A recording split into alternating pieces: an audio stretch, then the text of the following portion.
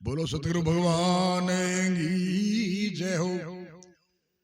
सतगुरु भगवान को हृदय और मन से कोटिन कोट प्रणाम वंदना करते हुए और सभा के प्रेम की आस्था देखते हुए आगे के चौथे भाग में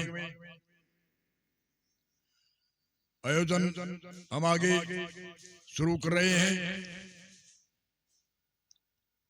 हमारे भारतीय संस्कृति में संत ऋषि विद्वान ऋषि मुनियों ने अवतार की भाषा बोली है। अवतरण कोई 10 प्रकार के अवतार बताते हैं, 24 प्रकार के अवतार। अवतार का अर्थ होता है साकार शरीर धारण करना। हमारे मुख्य ऋषि मुनियों ने 3 तरह से अवतार माने: नैमित्तिक अवतार, निमित्त अवतार और नित्य अवतार। नैमित्तिक अवतार जैसे रामचंद्र जी, कृष्ण चंद्र आदि नैमित्तिक अवतार माने जाते हैं। और निमित्त अवतार जैसे हिरण्याकश्यप को मारने के लिए एक खम्भ में शक्ति प्रकट हुई और प्रहलाद की रक्षा करने के लिए हिरण्याकश्यप को मार के वह शक्ति अदृश्य हुई, प्रकट तो हुई, उस समय साकार रूप था और अंतर्ध्यान हो गई। उसको कहते हैं निमित्त अवतार। ऐसी कथा अनेक हजारों कथा है, परंतु ये विषय में सारे लेने से विषय बड़ा होगा। नैमित्तिक अवतार जैसे कृष्णचंद्र जी, रामचंद्र जी आदि नैमित्तिक अवतार माने जाते हैं। एक यति भी है,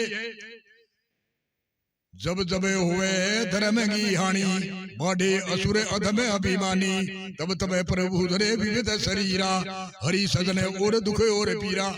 जब जब धर्म की हानि होती है और अधर्म का नाश होता, अधर्म नाश करने के लिए अधर्मी बढ़ते हैं, नास्तिकता बढ़ती है, तो उस समय जब जब हुए धर्म की हानि, बाढ़े असुर अधम अभिमानी, तब तब भरे प्रभु, तब तब धरे प्रभु विविध शरीरा। विविध शरीर अनेक प्रकार से शरीर धारण करते हैं सरकार। विविध शरीरा, हरि सदन और दुख और पीरा। तो रामचंद्र जी, कृष्ण जी आदि को जब जब जब धर्म लुप्त देखे जग में, तब युग युग प्रभु हुए अवतारी। ऐसी अनेक संतों की, ऋषि मुनियों की कथा आती है। तो 3 प्रकार से मुख्य अवतार मानते हैं। वैसे तो 24 प्रकार 10 प्रकार आदि मानते हैं, पर तो मुख्य 3 प्रकार से नैमित्तिक अवतार, कृष्णचंद्र जी, रामचंद्र जी आदि नैमित्तिक अवतार। और निमित्त अवतार जैसे थोड़े काम के निमित्त आते हैं, खम्भ में से निकले और हिरण्याकश्यप को मारने के बाद में अंतर्ध्यान हो गए। ऐसी सैन भगत की हजामत करी थी। ऐसे ऐसी हजारों कथा है। और नित्य अवतार कहते हैं संत को, संत नित्य अवतार है।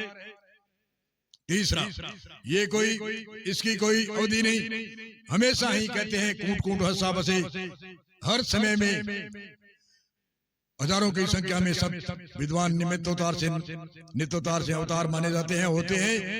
एक संत की यति भी है, साधु भाई हम निर्गुण निराकारा, क्या जीवों हेत बपू धर आए। बपू का शरीर धारण किया, जीवों हेत बपू धर आए, निर्गुण रूप सकारा। साधु भाई हम निर्गुण निराकारा, जिन जिन महारा मैं रम जाना, रहस्य जाना, जिन जिन महारा मैं रम जाना, ताका किया उधारा।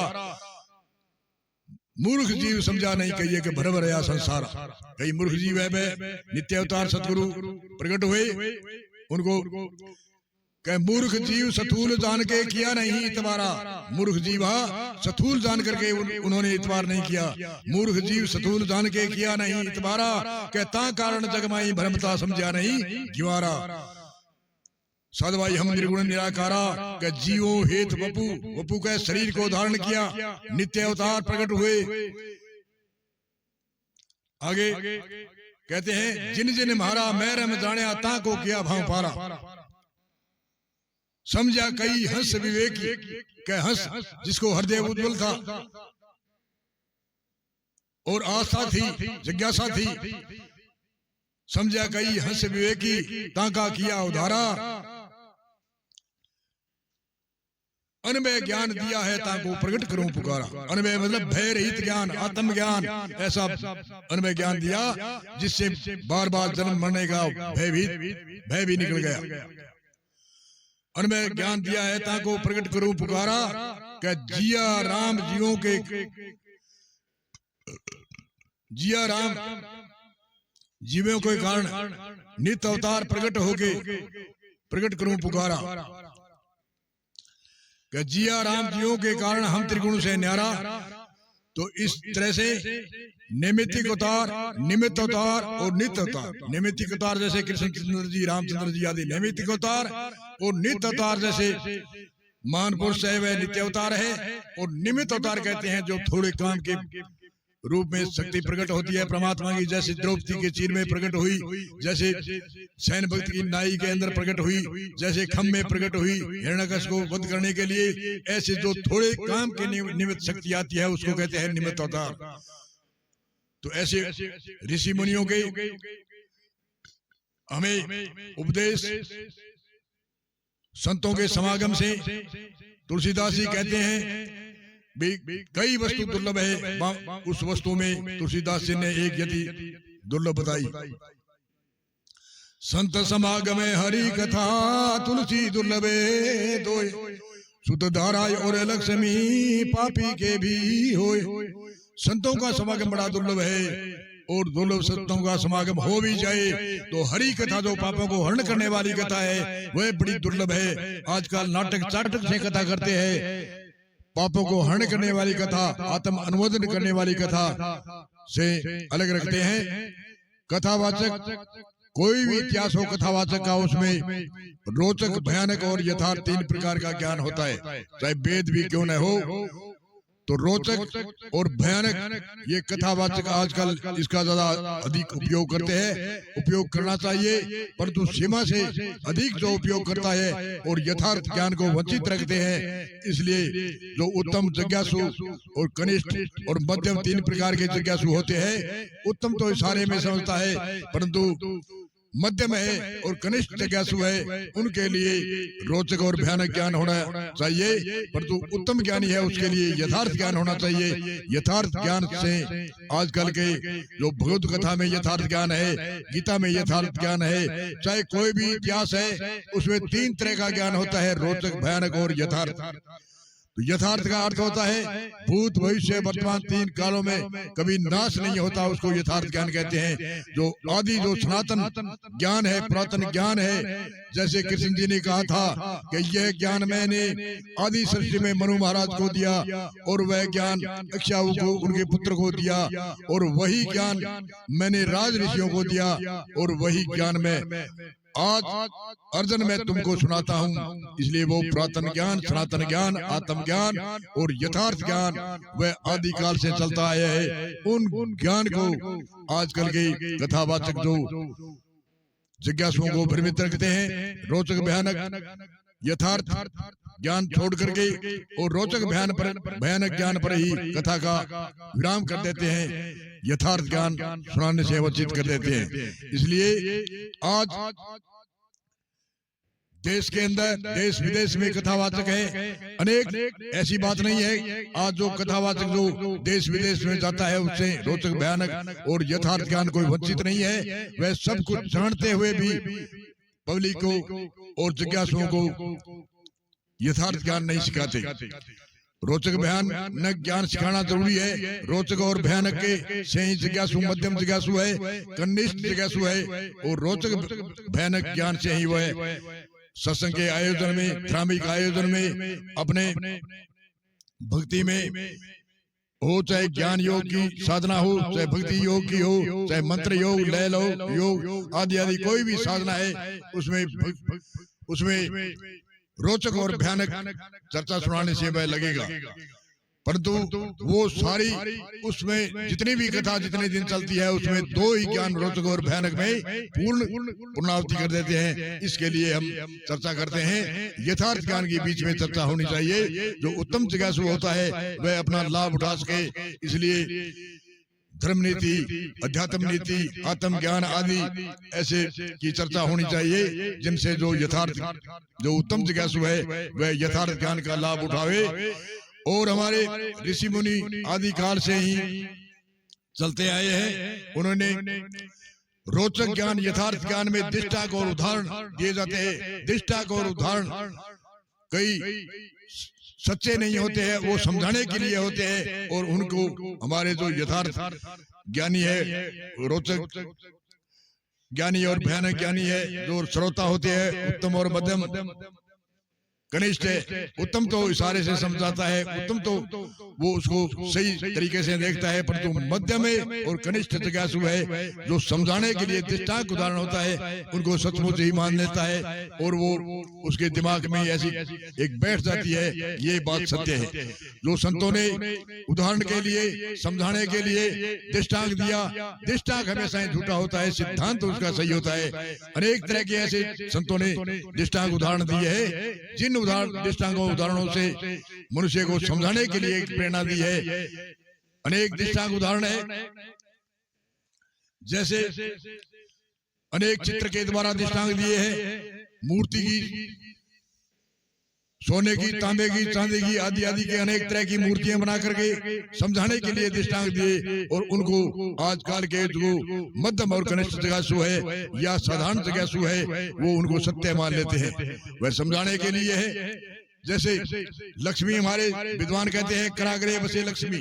करा नाम हाथ को, अंगुली को कहते हैं, और हथेली को सरसावती कहते हैं। तो कराग्रे बसे लक्ष्मी, तो लक्ष्मी की चित्र के द्वारा हमें मूर्ति बनाते हैं, सोने की, तांबे की, कैसे भी मूर्ति बनाते हैं, वो प्रेरणा समझाने के लिए है। लक्ष्मी हमारे हाथों के अंदर है, अंगुलियों के अंदर है। जो भी कोई डिमांड खड़ी करता है तो हाथों से मेहनत करता है, उद्यम करता है, उद्योग करता है, चाहे विद्यार्थी हो, चाहे व्यापारी हो, चाहे कोई किसान हो, चाहे कोई भी हो, अपनी अंगुलियों से मेहनत करके। इसलिए संतों ने कहा है कराग्रे बसे लक्ष्मी।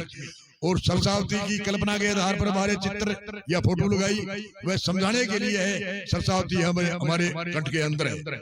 जैसे एक संत की एक यति भी है, सुरसत के भंडार की बड़ी अपूर्वे बात, जो जो खर्च है त्यों त्यों बढ़े, बिन खर्च यहाँ घट जाए। सुरसती विद्या को कहते हैं, विद्या को जो जो खर्चता है त्यों त्यों बढ़ता है, बिना खर्चे के घट जाती है। भौतिकवाद की कोई भी सामग्री है, खर्चने से घटती है। और विद्या एक कामधेनु, विद्या को कामधेनु का है, जो जो खर्च है त्यों त्यों बढ़े, बिन खर्च यहाँ घट जाए। सुरसत के भंडार की बड़ी अपूर्वे बात, जो जो खर्च है त्यों त्यों बढ़े, बिन खर्च यहाँ घट जाए। तो सरसावती हमारे हर मानव के अंदर, कंठ के अंदर विराजमान है। इनको प्रकट करना, इनको उपयोग में लेना, जो जो खर्च है त्यों त्यों बढ़े। विद्या को जो जो खर्चता है त्यों त्यों बढ़ती है। भौतिकवाद की सामग्री जो जो खर्चते है त्यों त्यों घटती है। तो ये बाहर तो जो मूर्ति है, जो चित्र है, जो कहीं भी होता है, चाहे लक्ष्मी का हो, चाहे सरसावती का हो, बारे एक समझाने के लिए प्रेरणा है। और जो मध्यम और कनिष्ठ जिज्ञासु और साधारण आस्थावान है, वह बाहर को ही सब कुछ मान करके और अंतर की तरफ झांकता नहीं है। इसलिए हमारे अनेक शब्द परमात्मा के अनंत गुण है। गण परमात्मा एनामी भी है और बहुनामी भी है। बहुनामी इसलिए है, परमात्मा के अनेक गुण विशेषण होने के कारण से संतों ने, विद्वानों ने शब्दकोश के अंदर अनेक तरह के परमात्मा के विशेषणों के कारण परमात्मा के नाम रखे हैं और अनुमोदन किया है संत विद्वानों ने। और परमात्मा एनामी भी है और बहुनामी भी है। इसलिए एनामी जिस गुण के आधार पर जो गुण घटते हैं, वही नाम परमात्मा का रखा। निराकार है, जैसे कि जिसका आकार नहीं है उसके, इसलिए निराकार रखा। परमात्मा ब्रह्म रूप है। ब्रह्म का अर्थ है, कृष्ण जी ने गीता में बताया है अर्जुन को। अर्जुन ने 7 प्रश्न पूछे, उसमें पहला प्रश्न है, हे केशव, ब्रह्म किसे कहते हैं? कृष्ण जी ने उत्तर दिया, ब्रह्म सत चित आनंद घन।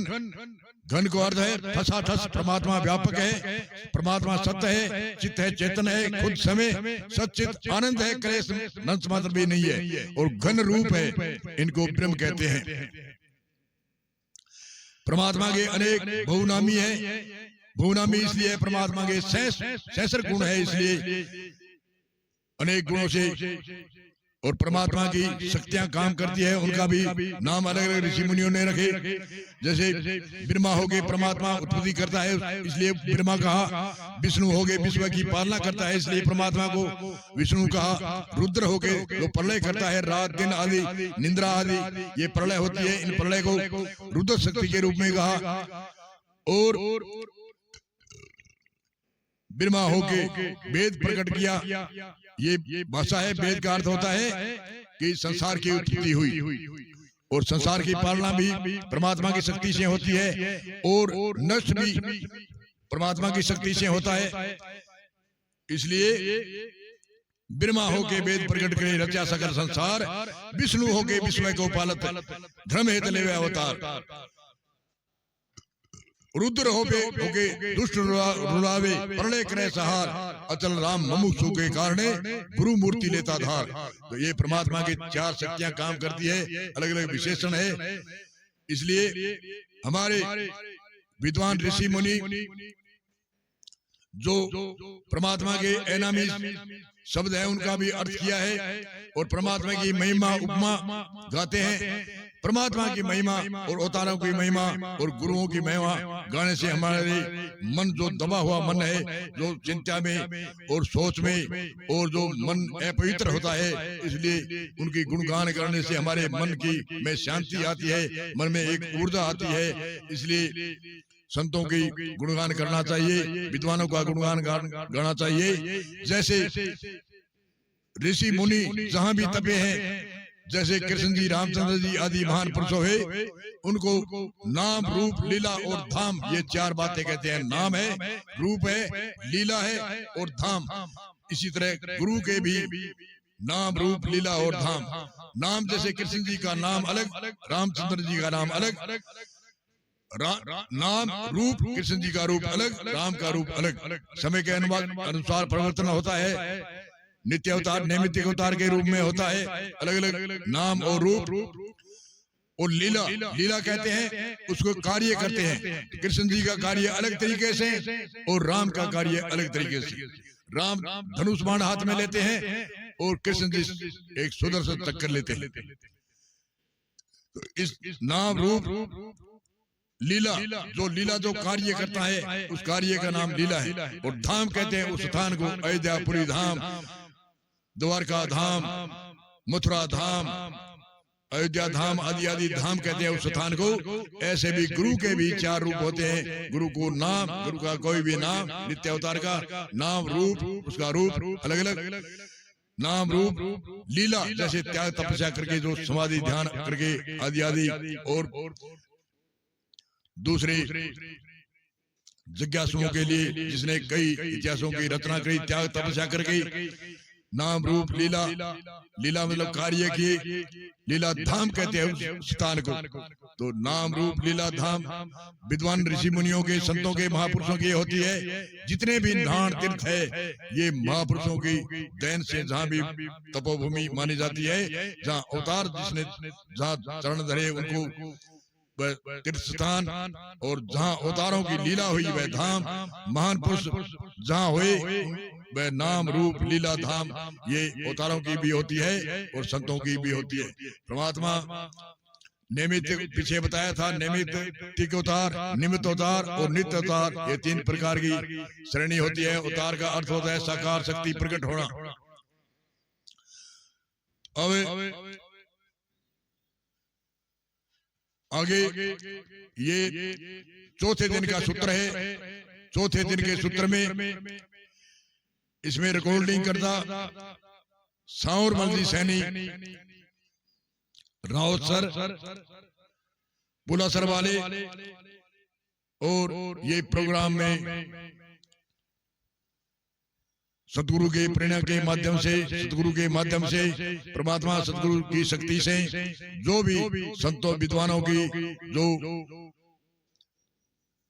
चर्चा है उनको आगे बढ़ाने के लिए घनश्याम रोहिल, साकिन सरदारपुरा चकाट के और राउत सर, और रिकॉर्डिंग करता साउरमल जी सैनी राउत सर, पुलासर वाले, जो अनेक जागरण व सत्संग के आयोजक के संचालक, इसी सूत्र के साथ में इस चौथे दिन की सूत्र को हम विराम देते हैं और आगे 5वें सूत्र में आगे से आगे हम बढ़ते रहेंगे और अगले 5वें सूत्र में भी चर्चा करेंगे। तो आगे अध्यात्म आत्म ज्ञान के अनुबंध क्या है, आगे अनेक तरह की साधना की हम चर्चा करेंगे। आत्म ज्ञान के अनुबंध क्या है और जो आध्यात्मिक ज्ञान के बारे में, आगे उत्थान के बारे में, साधना के बारे में अनेक ऋषि मुनियों का उदाहरण दृष्टांत दे करके मेरी तरफ से मैं कुछ भी नहीं कहता हूँ। तेरा तुझको अर्पण क्या लागे मेरा, संतों का ज्ञान संतों के अर्पण है। हम तो एक उनके मुखारबिंद से अमृत वचन सुन करके आगे से आगे जो गुरु ने आदेश दिया है वह चर्चा आगे से आगे करते हैं। इसी सूत्र के सतगुरु को बार बार कोटिन को नमन करते हुए बोलो जय श्री राम, जय श्री